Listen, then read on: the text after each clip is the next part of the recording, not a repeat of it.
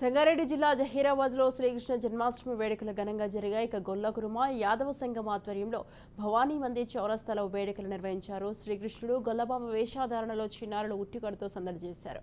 అనంతరం శ్రీకృష్ణుడి గీతాలపై చిన్నారులు నృత్యాలు చేస్తూ అలరించారు. పట్టణంలోని సరస్వతి శిశు మందిరం మంజీరా పబ్లిక్ స్కూల్ విద్యార్థులు శ్రీకృష్ణుడు సత్యభామ వేషధారణలో ప్రధాన వీధుల్లో ప్రదర్శన నిర్వహించారు.